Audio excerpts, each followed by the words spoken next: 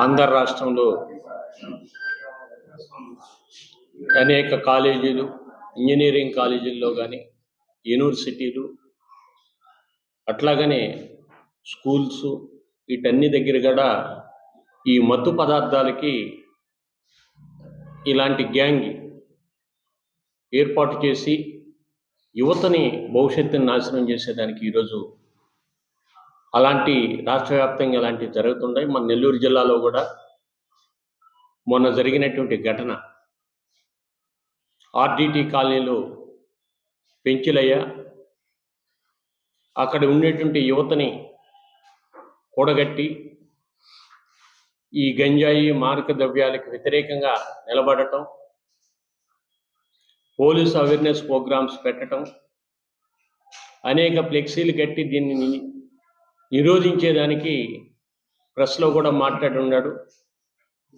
RDT colony నుంచి ఇలాంటి మత్తు పదార్థాలు లేకుండా చేయాలనేటువంటిది చెప్పే క్రమంలో అక్కడ ఉండేటువంటి కామాక్షి, గతంలో వైఎస్ఆర్సీపీలో ఉండేది, ఆయనతో ఉండేటువంటి వాళ్ళ తమ్ముడు జేమ్స్ కానీ లేదా కొంతమందిని కూడగట్టి మొన్న సాయంత్రం స్కూల్ నుంచి వచ్చే క్రమంలో వాళ్ళ పిల్లల్ని తీసుకొని వచ్చే క్రమంలో అక్కడ కాపు కాసి 3 స్కూటర్ల వెనక నుంచి పక్క నుంచి ఒక 2 స్కూటర్లు 10 మంది మాస్కులు ధరించి కనిపించకుండా పిల్లలు కంపల్లో పడిపోయారు. పిల్లల కోసం అతను తాపత్రయపడుతూ అక్కడే నిలబడినప్పుడు అప్పుడు తరుముకొని గొడ్డలతోనూ కత్తులతోనూ నరికి చంపేశారు. అంటే గంజాయి, ఈ సమాజంలో గంజాయి లేకుండా ఉండాలి అనేటువంటిది ఒక వరవడిని తీసుకొని వచ్చేదానికి యువనాయకుడు, ప్రజానాట్య మండలి కార్యకర్త కళారూపాల గుండా దీన్ని కూడా నిషేధించాలనేటువంటి చెప్పారు. ఇలాంటి తరుణంలో ఇలాంటి మాఫియా ఒక పథకం ప్రకారం హత్య చేశారు. ఏదో పెంచిలయ్య హత్య చేయటం ఒకటి, ఈ గంజాయిని లేకుండా చేయాలంటే రాష్ట్రంలో కానీ రేపు ఎల్లుండు అనేక ప్రాంతాల్లో కూడా నిరసన కార్యక్రమాలు. 2వ తేదీ బంద్కి వామపక్ష పార్టీలు కలిసి పార్టీలు కలుపుకొని బంద్ని జయప్రదం చేసేదానికి ప్రజలందరూ అందుబాటులో ఉండి ప్రజలు సహకారం అందించాలని ఈ సందర్భంగా తెలియజేస్తారు. రాష్ట్రంలో అనేక జిల్లాల్లో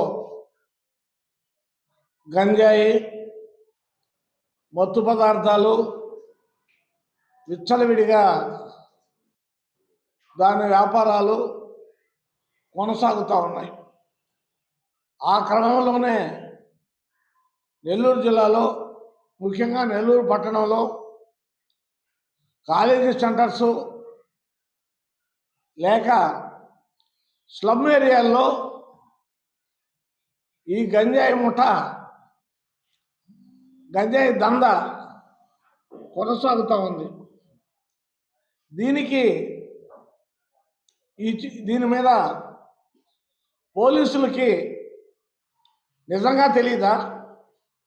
ఎక్కడెక్కడ అమ్ముతున్నారు, ఎన్ని ప్రాంతాల్లో అమ్ముతున్నారు అనేటువంటిది నిజంగా తెలీదా? అంటే పోలీసు వ్యవస్థ నిర్వీర్యమైపోయిందా, లేదా రాజకీయ పార్టీల అడుగులకు మడుగులొత్తుతా ఉందా? నిజంగా చిత్తశుద్ధి ఉంటే ఇటువంటి దుర్మార్గం జరగదు. ఏమిటి పెంచిలయ్య చేసినటువంటి దుర్మార్గం? గంజాయి దాన్ని యథావిధిగా కొనసాగడానికి ఇబ్బందులు కలుగజేస్తున్నాడు, తెలియచెప్తున్నాడు, ఇది వద్దయ్యా అని చెప్తున్నాడు. అందుకని దారి కాసి ప్లాన్ ప్రకారం కిరాతకంగా హత్య చేయడం అంటే ఇంతకంటే దారుణమైన విషయం మరొకటి లేదు. అందువల్లనే భారత కమ్యూనిస్ట్ పార్టీగా, సిపిఐ జిల్లా సమితిగా ఈ చర్యలను తీవ్రంగా ఖండిస్తూ ఉంది. అదే సందర్భంగా పెంచిలయ్యకి నివాళులు అర్పిస్తూ ఉంది. మరి ఇదే సందర్భంలో ఈ జిల్లాలో గంజాయి ముఠా, మాదక ద్రవ్యాలు వల్ల వేల మంది పిల్లలు, యువకులు, విద్యార్థులు వాళ్ళ యొక్క దాని మత్తు పదార్థాలకి బానిసలైపోయి వాళ్ళ జీవితం భ్రష్టత్వం పట్టేటువంటి పరిస్థితి ఏర్పడతా ఉంది. దీని మీద పాలక వర్గాలు తీవ్రంగా ఆలోచన చేయాలా. పాలక వర్గాలకు అడుగులకు మడుగులు అత్తుతున్నారో లేదో మాకు తెలియదు, కానీ నేను అనుకుంటున్నా పోలీసు వ్యవస్థకు తెలియకుండా ఈ కార్యక్రమాలు జరగవు అని మాత్రం ఘంటాపథంగా నాకున్నటువంటి 55-56 సంవత్సరాల అనుభవంలో నుంచి చెప్తా ఉన్నాను. మరి వీళ్ళకి తెలుసు. దయచేసి ఇప్పటికైనా పోలీసు వ్యవస్థ కళ్ళు తెరిచి దీన్ని ఆట కట్టించాలా, దాని వెనకాల ఉన్నటువంటి బాధ్యుల మీద నిఘా పెట్టాలా. అందుకనే భారత కమ్యూనిస్ట్ పార్టీగా ఈ మాదక ద్రవ్యాలకు వ్యతిరేకంగా, ఈ హత్యకు వ్యతిరేకంగా రేపు జరగబోయేటువంటి 2వ తేదీ జరగబోయేటువంటి బంద్కి భారత కమ్యూనిస్ట్ పార్టీ సిపిఐ కూడా తన వంతు పాత్ర పోషిస్తుందని, ఖచ్చితంగా మరి దీని మీద పోలీసు కళ్ళు తెరవాలని చెప్పేసి మరొకసారి డిమాండ్ చేస్తూ నేను ముగిస్తున్నాను. ప్రజానాట్యమండలి నాయకుడు, సిపిఎం కార్యకర్త, ఒక రకంగా అట్టడుగు వర్గాల నుంచి వచ్చిన ఒక పేద వ్యక్తి, సామాజిక చైతన్యంతో ఈ డ్రగ్స్ రహిత నెల్లూరుగా దీన్ని తీర్చిదిద్దాలనే ఉద్దేశంతో గత కొంతకాలంగా పనిచేశాడు. ప్రభుత్వ పోలీసు అండదండలతో కూడా ఈ ప్రచార కార్యక్రమాన్ని ముమ్మరంగా చేస్తూ ఉన్నాడు. దీంతో ఆ ఏరియాలో, ఆ ప్రాంతంలో ఉన్న గంజాయి మత్తు మందులు అమ్మే ముఠాకి ఇది రుచించలేదు. వాళ్ళకి ఎన్ని చెప్పినా కానీ వాళ్ళకి ఎక్కలేదు. ఇంకా లాభం లేదు, ఇతన్ని ఏదో విధంగా అడ్డు తొలగించుకోకపోతే మన వ్యాపారం సాగదనే నిర్ణయానికి వాళ్ళు వచ్చి ఈ దారుణమైన ఘటనకి పాల్పడ్డారు. మేము చెప్పేది ఏంటంటే, ఎల్లుండి జరగబోయే బంద్ కేవలం పిచ్చిలయ్య మరణానికి కారణమైన విషయంలోనే కాకుండా మత్తు పదార్థాలకు సంబంధించిన మొత్తం సబ్జెక్టు మీద రాష్ట్రాన్ని కదిలించడానికి, రాష్ట్ర ప్రభుత్వాన్ని కదిలించడానికి, ప్రజల్లో అవేర్నెస్ తీసుకురావడానికి, ప్రజా చైతన్యాన్ని తీసుకురావడంలో భాగంగానే ఎల్లుండి జరిగే బంద్ జరుగుతుంది. ఈ బంద్లో ప్రజలు స్వచ్ఛందంగా పాల్గొనాలి. ఎందుకంటే దాదాపు ఇక్కడ ఉన్న ప్రతి ఇంటికి వాళ్ళ బిడ్డల్ని కాలేజీలకు, స్కూళ్లకు, కళాశాలకు పంపిస్తూ ఉంటారు. ఎక్కడ ఈ ముఠ ఎంటర్ అయ్యి వాళ్ళకి ఎక్కడ అమ్ముతుందో, ఎక్కడ వాళ్ళు మన బిడ్డలు తీసుకుంటున్నారో అర్థం కాని పరిస్థితి మన బిడ్డలు నెట్టేయబడ్డారు.